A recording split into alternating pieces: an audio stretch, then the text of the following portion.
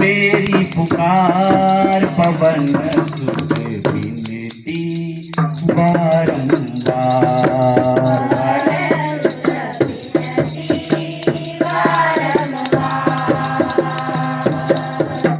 हे दुख भंजन मारुति नंदन।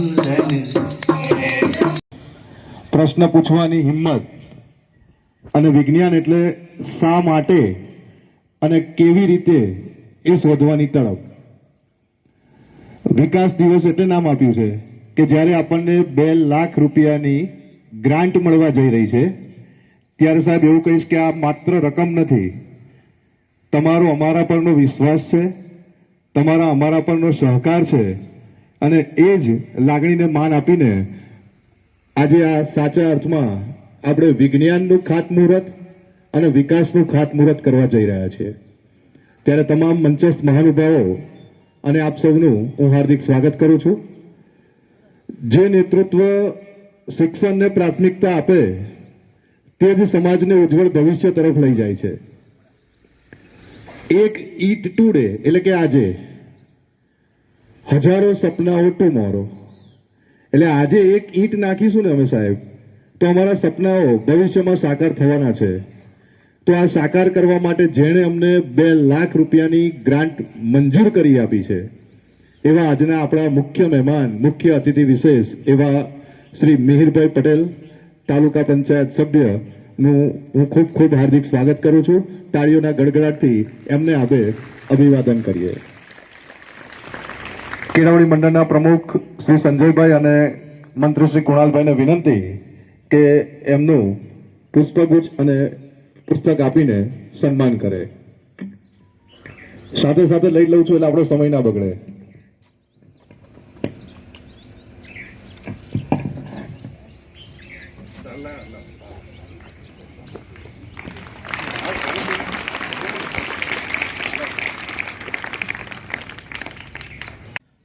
ભારત માતા કી.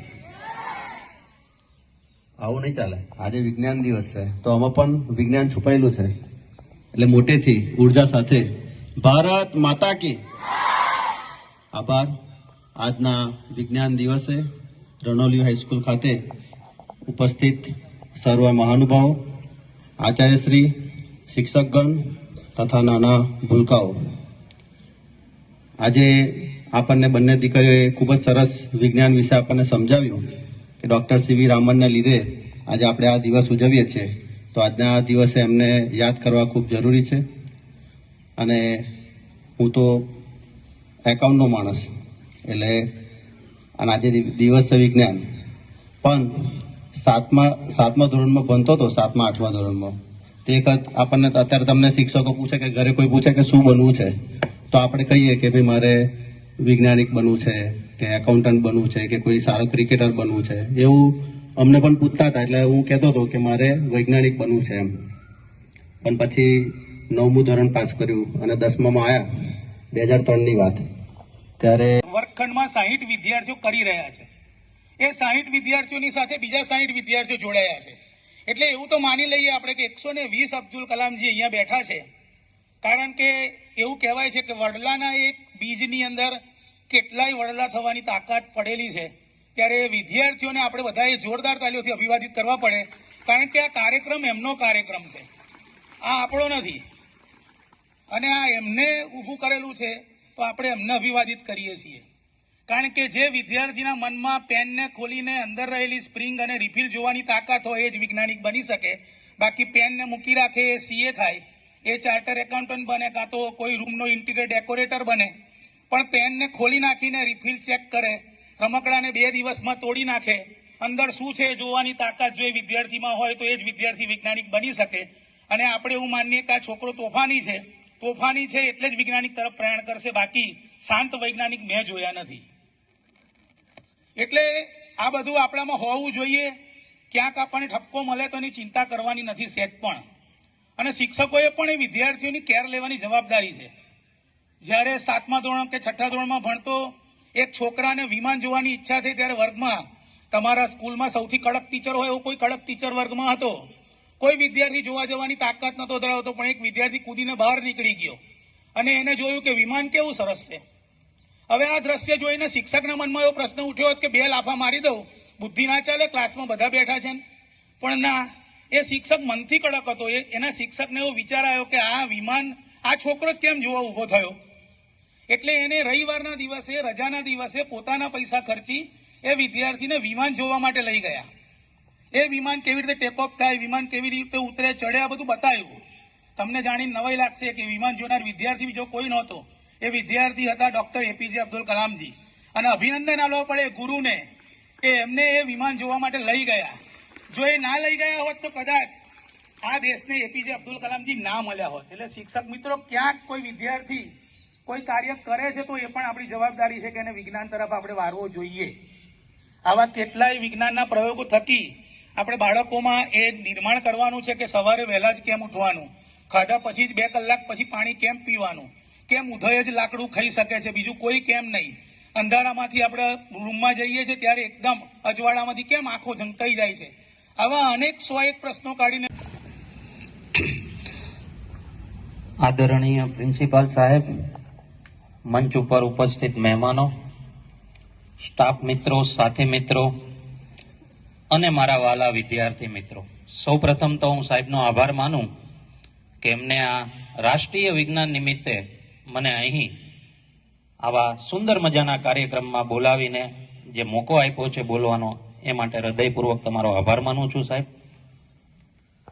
વિજ્ઞાન વિષય જે છે એ ગોખવાનો વિષય નથી, એ જાણવાનો, માણવાનો, રમત કરવાનો, ગમત કરવાનો વિષય છે.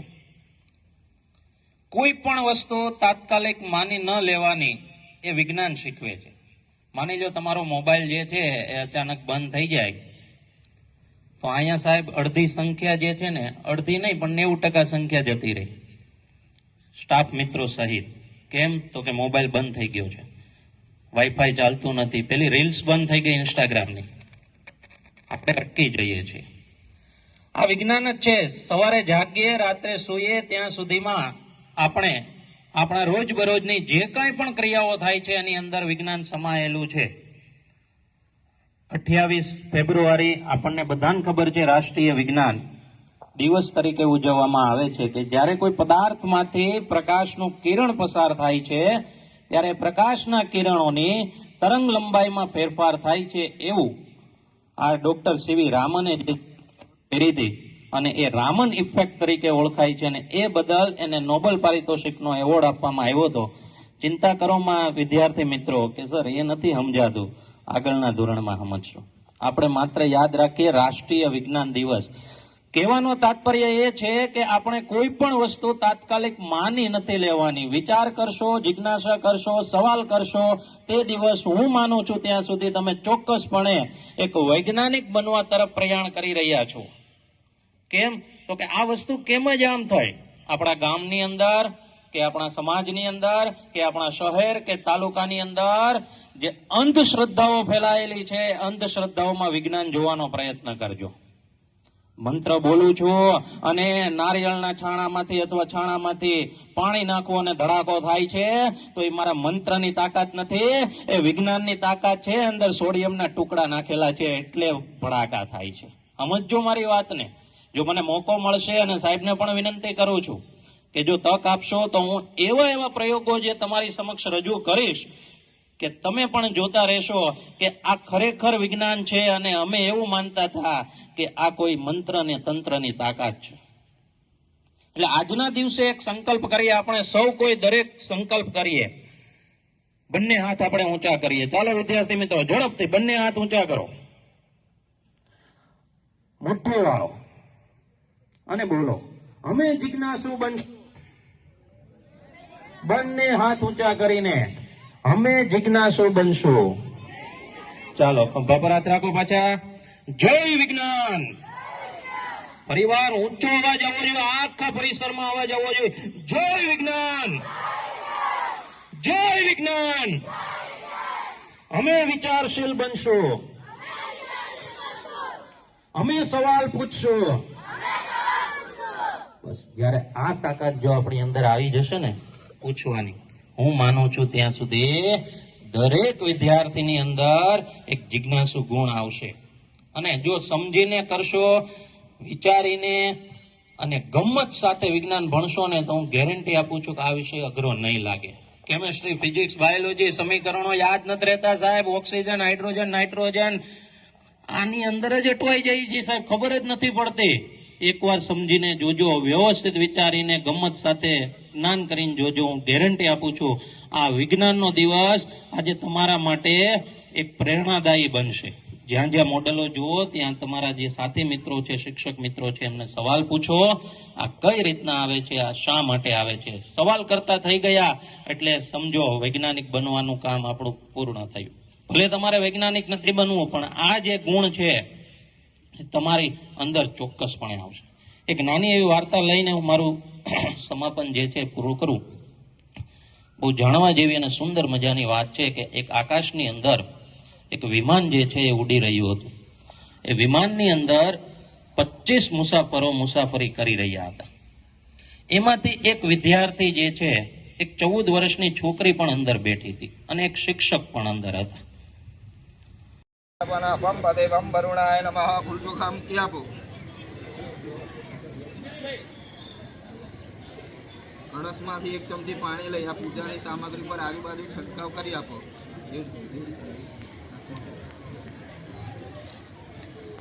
અપવિત્રમ પવિત્રો વા સર્વાંગતો યત્ર કુંડલિકાક્ષ સર્વમંગલ માંગલ્યે શિવે સર્વાર્થ સાધિકે શરણ્યે ત્રંબકે ગૌરી નારાયણી નમસ્તુતે નારાયણી નમસ્તુતે નારાયણી નમસ્તુતે. સૌપ્રથમ ગણપના પ્રધાન દેવ ગણપતિ દાદાને બોલાવતા હોય એવો ભાવ કરવાનો. ગણપતિ દાદાને બોલાવી આજુબાજુ હાથડકા દેવતા. ગણપતિ દાદાને બોલાય તો એકલા આવે ને રીતિ સિદ્ધિ સહિત ગણપતિ દાદાને કહેવાનું, પધારી અમારું આ પૂજાનું ખાતમુહૂર્તની પૂજાની અંદર તમે આવી અને બિરાજમાન થાવ. શ્વેતાંગ શ્વેત વસ્ત્ર ચિતગુણ પૂજિત ક્ષેત ગંધે ક્ષીરોબદ્ધો રત્ન દીપો સુનર તિલકમ રત્ન સિંહદમ અભયવર્ણમ યત્ર ત્રિનેત્રમ ગણપતિ મમલમ શ્રીમમ પ્રસન્નમ સિદ્ધિ બુદ્ધિ સહિતમ શ્રીમન મહાગણાધિપતે નમો નમઃ. આવ્યામી સ્થાપ્યામી. ગણપતિ દાદા ઉપર એ દાણા ચોખાના પકડી રાખવાના. ગણપતિ દાદાને બેસવા માટે આસન આપતા હોય એવો ભાવ કરવાનો. રમ્ય સુશોભનમ દિવ્યકરમ શુભમ આસનમ ચમ્મયા દત્તમ ગૃહાણમ પરમેશ્વરમ સિદ્ધિ બુદ્ધિ સહિતમ શ્રીમન મહાગણાધિપતે નમો નમઃ. આસનમ સમર્પયામિ. ગણપતિ દાદા ઉપર ચડાઈ આપો. 4 ચમચી પાણી નીચે મૂક્યા બોસાય. કુલદેવતાય નમઃ. પાદ્યોપાદ્યમ સમર્પયામિ. કુલદેવતાય નમઃ. આચમનીયજલમ સમર્પયામિ. કુલદેવતાય નમઃ. હસ્તિવર્ગ્યમ સમર્પયામિ. કુલદેવતાય નમઃ. સ્નાનીયજલમ સમર્પયામિ. ચમચી ભરી પાણી પકડી રાખવાનું. અત્રાધે માંગલ્યેમાં સુતમા સેવમ ગણ વિશિષ્ટમ વિશિષ્ટાયમ શુભ પુણ્યતિથો મમાત્મને દુરિતાક્ત યથા યજ્ઞ યથા મિલોપચારે કલશ પૂજનન ચ કરીશે. જળ નીચે મૂકી દેવાનું. હાથમાં ફૂલચોખા પકડી રાખવાના. ભગવાનને આગળ દીપનારાયણ ને ધૂપ દેવ પ્રગટે છે. બરાબર. કર્મના સાક્ષી તરીકે આપણે દીવો પ્રગટાયેલો. બરાબર. આપણે આ કર્મ કરીએ છીએ એનું સાક્ષી કોણ છે? દીવો. ભગવાનના સાક્ષી હોય બ્રાહ્મણ, દીવો, સૂર્યનારાયણ. સાક્ષી ભગવાન. તો આપણે દીપનારાયણનું મનમાં સ્મરણ કરી જવાનું. ભો દીપ દેવ ઋત્વમ કર્મ સાક્ષી હિન્વકૃતા યાત્વ કર્મસ્તાબ્ધિ સ્થામ સ્થિરો ભવઃ. દીપ દેવતાભ્યો નમઃ. ગંધ પુષ્પાણી સમર્પયામિ. દીપનારાયણ આગળ મૂકી આપવાનું. 1 ચમચી પાણી જમીન પર મૂકી આપો. ધૂપમ દીપમ પરિકલ્પયામિ.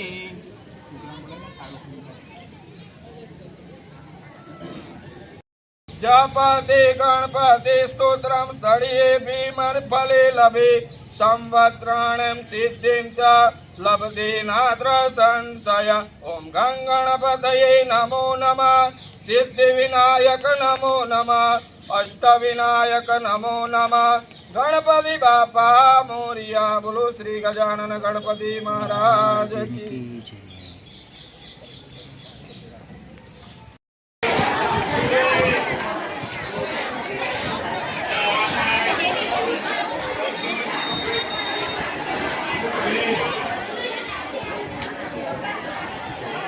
ના વિડીયો ચાલે.